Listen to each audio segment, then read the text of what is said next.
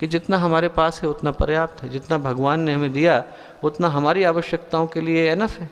एक जो इस संसार का नियम है दोस्तों वो ये है कि जो हमारे लिए भगवान की व्यवस्था है, जो विधि का विधान है, उससे ऊपर का मुझे कोई दिला नहीं सकता। जितना मैं ऊपर से लिखा करके लाया हूँ उससे ज़्यादा का कोई दिला नहीं सकता। यहाँ से लेकर के कोई त्रिदेवों के पास बैठा हो वहाँ तक किसी के पास इतनी ताकत नहीं है कि वो दिला दे जो मेरे पास नहीं है, और जो मेरे पास है वो मुझसे कोई छीन नहीं सकता। जितना हम विधि के विधान के पास से लेकर के आए हैं, जितना हम ऊपर वाले के पास से लेकर के आए हैं, उसे छीनने की सामर्थ्य किसी के पास नहीं है और उससे ज़्यादा देने की सामर्थ्य किसी के पास नहीं है। तो जितना है उसमें संतोष कर लेना पर्याप्त है। कई बार मन में लोगों के भाव आता है कि साहब हमें ज़्यादा मिल जाए।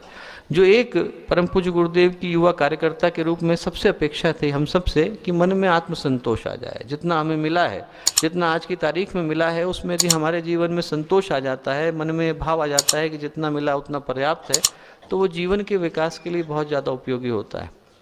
रामकृष्ण परमहंस के पास एक व्यक्ति आया और उनसे बोला कि साहब मैं माँ काली को जो है सोने का हार चढ़ाना चाहता हूँ। तो रामकृष्ण परमहंस बोले, भाई एक बात बता, तुझे लगता है कि तुझे सोना महत्वपूर्ण लगता है, तुझे लगता है भगवान के लिए भी महत्वपूर्ण है। हमें लगता है कि सोना कीमती है, तो क्या भगवान के लिए भी कीमती है? भगवान के लिए तो धूल के बराबर है। तो सोना चढ़ा चाहे चांदी चढ़ा चाहे हीरा चढ़ा चाहे धूल चढ़ा, भगवान के लिए किसी मूल्य का नहीं है। तो ये भाव मनुष्य के अंदर से निकल करके आता है, परमात्मा के लिए सीख किसका कोई ज़्यादा उपयोग नहीं। मैं आपको बताऊं कि परम पूज्य गुरुदेव के पास एक पहले सुप्रीम कोर्ट के लॉयर आया करते थे। तो गुरुदेव, आप लोग जब जाएं गुरुदेव के कक्ष में, तो पीछे की तरफ एक अलमारी है और अलमारी में ताला लगा हुआ है जहाँ पर अभी गुरुदेव का साहित्य है। तो गुरुदेव के समय में वहाँ पर एक डिब्बी रखी रहती थी, एक डब्बा था रखा रहता था। तो टावरी जी आए एक दिन मिलने के लिए, सुप्रीम कोर्ट के लॉयर थे। उनके मन में शंका हुई। शंका ये हुई कि भगवान जाने गुरुदेव ने इसमें क्या रखा हुआ है, ताला लगाया हुआ है। तो उन्होंने कहा इसके अंदर पता नहीं क्या पैसे तो नहीं रखे हुए हैं कहीं गुरुदेव ने।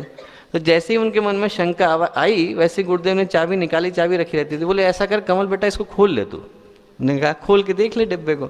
उनने खोल करके देखा तो उसमें वंदनीय माता जी की एक फोटो थी और एक चवन्नी रखी थी। गुरुदेव बोले ऐसा कर तू इसे ले जा अपने साथ, चवन्नी को अपने साथ ले जा, माता जी की फोटो को छोड़ जा।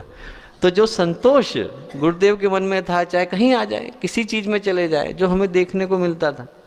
जुगल किशोर बिरला जी थे, जो बहुत बिरला जहाँ से खानदान शुरू हुआ, गुरुदेव के शिष्य हुआ करते थे। तो जब गुरुदेव ने गायत्री के महापुरुष चरणों की समाप्ति करी तो वो गुरुदेव के पास पहुँचे। वो गुरुदेव से बोले कि गुरुदेव, उस समय में 11 करोड़ रुपए लेकर के पहुँचे।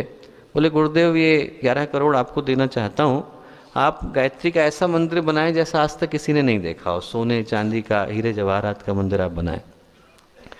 तो गुरुदेव ने कहा कि ऐसा है जुगल जी, मैं पैसे किसी के नहीं लेता, आपके भी नहीं लूँगा, इस पैसों की तो मुझे आवश्यकता नहीं है, पर आप एक काम करो कि आप मेरे साथ चलो। मथुरा में थे, बोले हम लोग विश्राम घाट तक घूम करके आते हैं। चले, बोले उन लोगों को गिनना जिनके शरीर पर कपड़े नहीं हो, भूखे प्यासे हों, गरीब हों, ऐसे लोग गिनना। 100 लोग गिने जुगल किशोर जी ने, और अभी तक विश्राम घाट नहीं पहुँच पाए थे।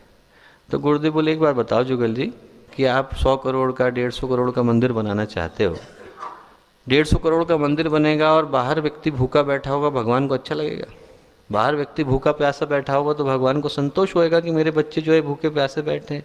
बोले आप सोने चांदी का मंदिर बनाओ, बाहर लोग जो है लाइन लगा करके खड़े हैं, तो कौन सा मंदिर चाहिए होगा? बोले इन पैसों को इनसे आप स्कूल खोलो, इनसे आप हॉस्पिटल खोलो, इनसे अनाथालय खोलो, इनको आप व्यक्ति व्यक्ति में भगवान देख करके उनकी सेवा में लगाओ।